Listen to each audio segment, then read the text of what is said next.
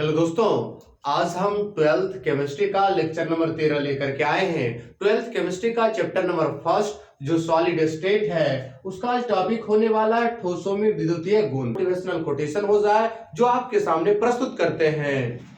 लग चुकी है तलब जीत की, अब खुद को आग में झोंक देंगे। लग चुकी है तलब जीत की, अब खुद को आग में झोंक देंगे। ठोकरे कहती है मारा जाएगा, हौसले कहते हैं देख लेंगे। ठोकरे कहती है मारा जाएगा, हौसले कहते हैं देख लेंगे। इसी खूबसूरत लाइन के साथ मैं आज के वीडियो को शुरुआत करता हूं और आज का वीडियो होगा ठोसों में विद्युतीय गुण पर।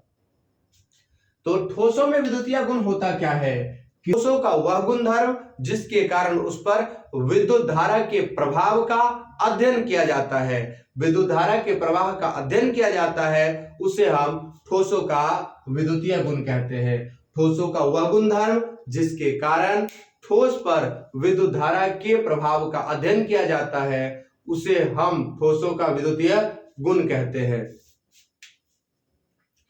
ठोसों के विद्युतीय गुण के आधार पर ठोस तीन प्रकार के होते हैं।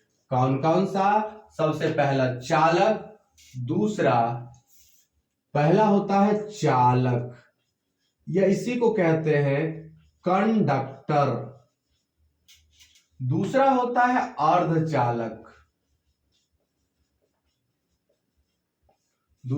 है अर्धचालक, जिसे बोलते हैं सेमी कंडक्टर। तीसरा होता है अचालक या कुचालक, जिसे बोलते हैं इंसुलेटर।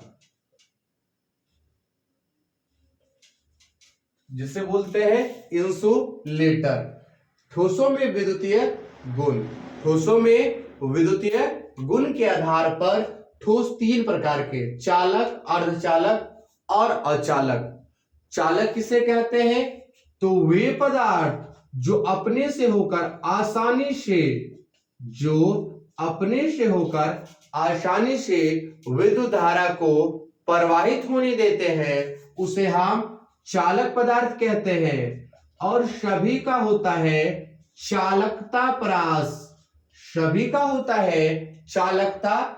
इसकी चालकता का परास 10 के घात 4 से 10 के घात 7 पर ओम पर मीटर के बीच होती है। उदाहरण sodium, aluminium, Ag, Au, Zn, K, FeCr अर्थात समस्त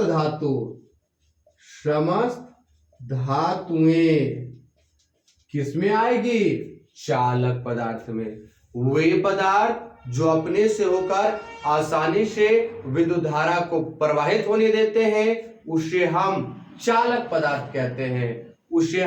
चालक पदार्थ कहते हैं। चलिए, बहुत बढ़िया बात। और चालक पदार्थ की चालकता का परास 10 के घात 4 से 10 के घात 7 पर ओम पर मीटर होती है। एग्जाम्पल सोडियम, एल्यूमिनियम, सिल्वर, सोना, Zn, K, FeCr अर्थात समस्त धातुएं। अर्धचालक किसे कहते हैं? तो वैसा पदार्थ जो निम्न ताप पर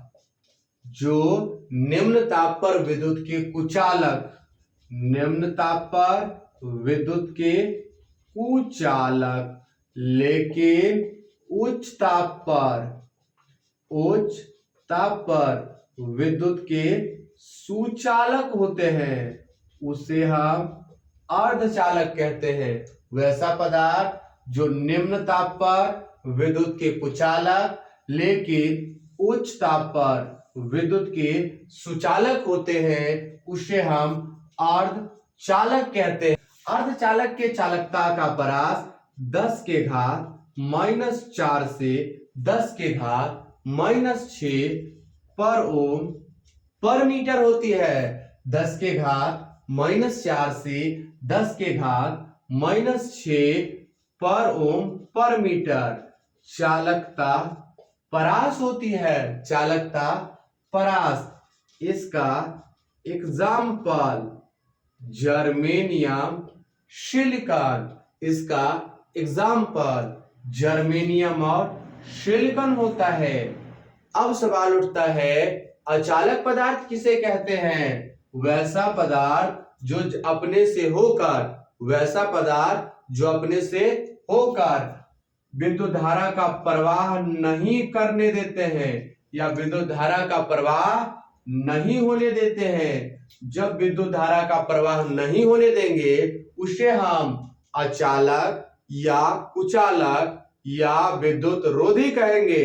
इसका चालकता का परास क्या होता है ये जान लीजिए। चालकता का परास 10 के घात -20 से 10 के घात -10 पर ओम पर मीटर के बीच।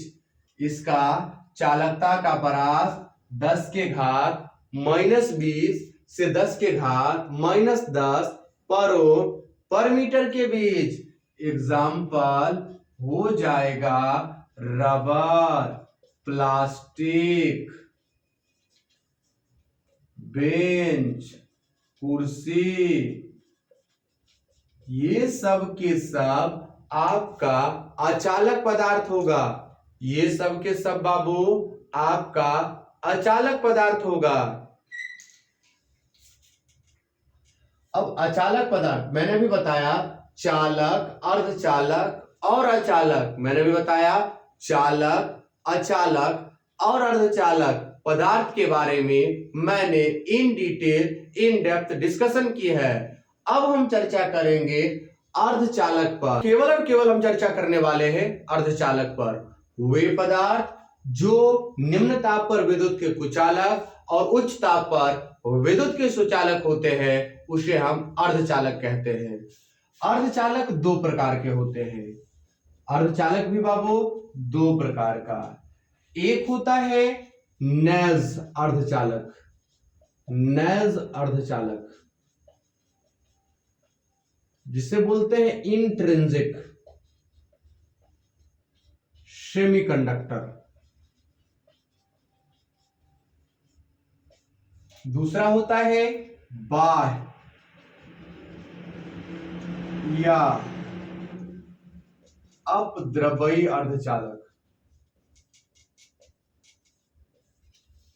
दूसरा होता है बाह्य या अपद्रव्यी अर्धचालक। इसे क्या बोलते हैं? एक्सट्रिंसिक।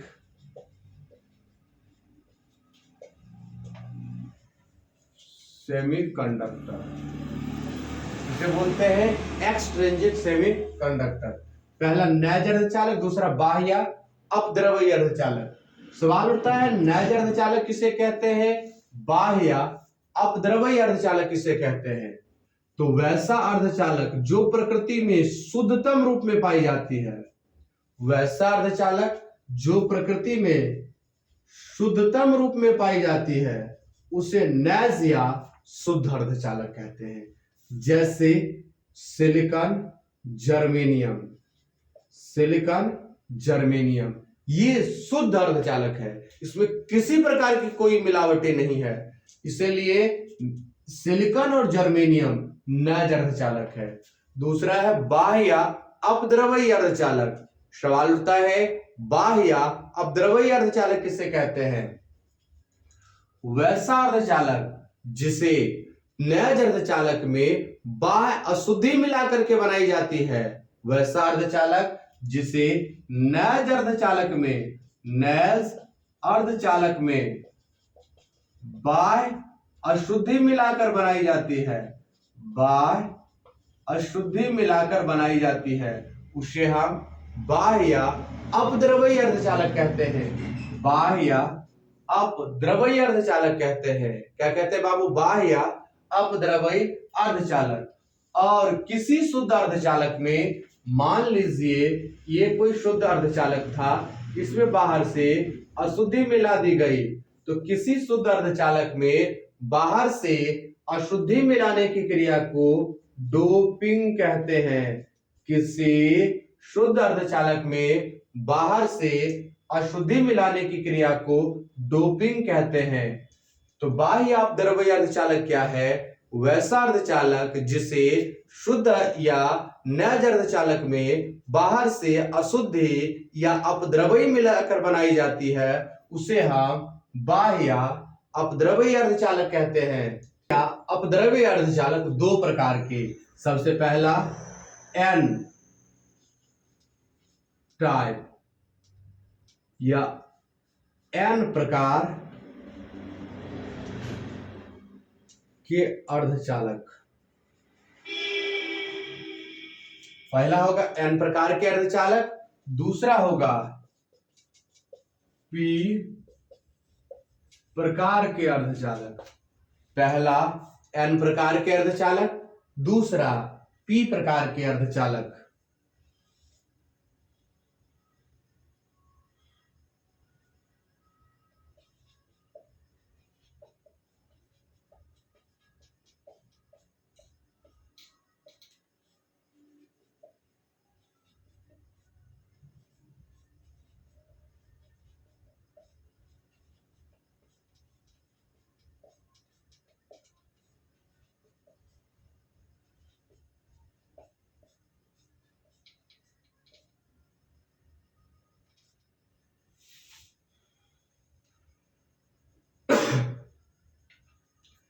एन शब्द जो आया है वो निगेटिव से आया है। निगेटिव मतलब इलेक्ट्रॉन का भरना। देखिए ये सिलिकॉन के बाह्यतम कोश में 4 इलेक्ट्रॉन होता है। सिलिकॉन के बाह्यतम कोश में 4 इलेक्ट्रॉन। अगर इसे अशुद्धि और सिलिकॉन वर्ग 14 के तत्व है। वर्ग 14 के तत्व में कौन कौन आते हैं? करिया शिव जी, सुंदर पार्वती। करिया शिव जी, सुंदर पार्वती, ये जो आता है वर्ग 14 का तत्व, अर्थात सिलिकॉन और जर्मेनियम दोनों वर्ग 14 के तत्व हैं। चूंकि वर्ग 14 के तत्व हैं, इसके बाह्यतम कोश में 4 इलेक्ट्रॉन होगा और चारों के चारों एक दूसरे से सहसंयोजक आबंध द्वारा जुड़े हुए हैं। अर्थात इसके इलेक्ट्रॉन गति के लिए स्वतंत्र नहीं होते हैं। इसीलिए ये 0 डिग्री केल्विन ताप पर ये विद्युत के कुचालक की भांति व्यवहार करते हैं। जब इसे गर्म करते हैं तो ये बंध टूटती है और बंध टूटने के कारण इसके इलेक्ट्रॉन गति के लिए स्वतंत्र होते हैं और गति के लिए जो ही स्वतंत्र होते हैं तो ये विद्युत का प्रवाह करने लगते हैं। अब इसमें मान लीजिए हम वर्ग 15 का तत्व मिला देते हैं, अर्थात नाइट्रोजन, फास्फोरस, आर्सेनिक। ध्यान से, नेहा, प्रीति, ऐश्वर्या सभी बिल्लियां हैं। नेहा, प्रीति, ऐश्वर्या सभी बिल्लियां हैं। अर्थात फास्फोरस मिला दो। फास्फोरस 4 तो बंध बनाया, एक यहां पर रह गया। एक यहां पर रह गया तो ये उछल के यहां, उछल के यहां, उछल के यहां, अर्थात पूरे क्रिस्टल में दौड़ने लगा। कौन? तो एक्सेसिव इलेक्ट्रॉन, क्योंकि पूरे क्रिस्टल में घूमने लगा, अर्थात इसमें विद्युत का प्रवाह अत्यधिक इलेक्ट्रॉन के कारण हुआ। इलेक्ट्रॉन पर चूंकि ऋणावेश होता है, निगेटिव चार्ज होती है, इसीलिए इसे एन प्रकार के अर्धचालक कहते हैं। वैसा अर्धचालक जिसे वर्ग 14 के तत्वों में वर्ग 15 के तत्वों को अशुद्धि के रूप में मिलाकर के बनाई जाती है, उसे एन प्रकार के अर्धचालक कहते हैं। सवाल ये पूछेगा आपको बोर्ड में, फिजिक्स में भी पूछी जाती है, केमिस्ट्री में भी पूछी जाती है। एन प्रकार के अर्धचालक में आवेश वाहक कौन होते हैं? तो देखिए यहां पर मुक्त इलेक्ट्रॉन है, तो इसमें आवेश वाहक मुक्त इलेक्ट्रॉन है। एन प्रकार के अर्धचालक में आवेश वाहक मुक्त इलेक्ट्रॉन है। अब आइए हम आपको समझा दें पी प्रकार के अर्धचालक। सवाल उठता है पी प्रकार का अर्धचालक क्या है? यहां भी सिलिकॉन का एग्जाम्पल ले लें या जर्मेनियम का एग्जाम्पल ले लें। सिलिकॉन का एग्जाम्पल ले लें या जर्मेनियम का एग्जाम्पल ले लें। सिलिकॉन का एग्जाम्पल ले लें या जर्मेनियम का। अब यहां पर ये तो वर्ग 14 का तत्व है, इसमें अशुद्धि मान लीजिए वर्ग 13 का तत्व। वर्ग 13 का तत्व जब हम अशुद्धि के रूप में माने, यहाँ तो एक खाली हो गया, अब ये इलेक्ट्रॉन यहाँ कूदेगा, यहाँ खाली होगा, ये इलेक्ट्रॉन कूदेगा, ये इलेक्ट्रॉन कूदेगा, अर्थात खाली स्थान को सब भरना चाह रहा है, खाली स्थान को भरना चाह रहा है। खाली ये चूंकि ऋणावेश दौड़ रहा है, हम बार बार कहते हैं बेबी को बेस पसंद है, बेबी को बेस पसंद है, प्लस को माइनस पसंद है, प्लस को माइनस पसंद है। इस ये चूंकि माइनस उसके पास जा रहा है, वो बिहेव लाइक करेगा पॉजिटिव या कैटायन की भांति। ध्यान से समझने योग्य चीजें हैं, ध्यान से समझने योग्य चीजें हैं। तो इसमें आवेश वाहक, इसमें आवेश वाहक कौन होता है? तो छिद्र होते हैं। तो पी प्रकार के अर्धचालक में पूछेगा आपसे आवेश वाहक कौन होते हैं? छिद्र होते हैं। सवाल उठता है पी प्रकार के अर्धचालक किसे कहते हैं? अशुद्ध अर्धचालक जिसे वर्ग 14 के तत्वों में वर्ग 13 के तत्वों को अशुद्धि के रूप में मिलाकर बनाई जाती है, उसे हम पी प्रकार के अर्धचालक कहते हैं। तो ये अर्धचालक का प्रकार टोटल 100 से समाप्त हो गया। अब हम एक आखिरी क्वेश्चन जो अब की बार भी बोर्ड में आया है उसी पर चर्चा करेंगे। जो अब की बार भी बोर्ड में 5 नंबर में पूछा गया है, उस क्वेश्चन पर हम इन डिटेल इन डेप्थ चर्चा कर देते हैं। तो जो क्वेश्चन बोर्ड में पूछती है वो क्वेश्चन क्या है जान लीजिए। बेंड सिद्धांत के आधार पर चालक, अचालक व अर्धचालक को परिभाषित करें। बेंड सिद्धांत के आधार पर चालक, अचालक व अर्धचालक को परिभाषित करें। तो ध्यान से समझिए, मान लेते हैं यह कोई ठोस पदार्थ है, यह कोई ठोस पदार्थ है। जितने ठोस होंगे वो सब के सब परमाणु से मिलकर बने होंगे। जितने ठोस होंगे वो सब के सब परमाणु से मिलकर बने होते हैं। परमाणु के अंदर परमाणविक कक्षक होते हैं। परमाणु के अंदर परमाणविक कक्षक होते हैं। परमाणु के अंदर परमाणविक कक्षक होते हैं। जो परमाणविक कक्षक समान ऊर्जा वाले, समान ऊर्जा वाले परमाणविक कक्षक आपस में संयुक्त होकर आणविक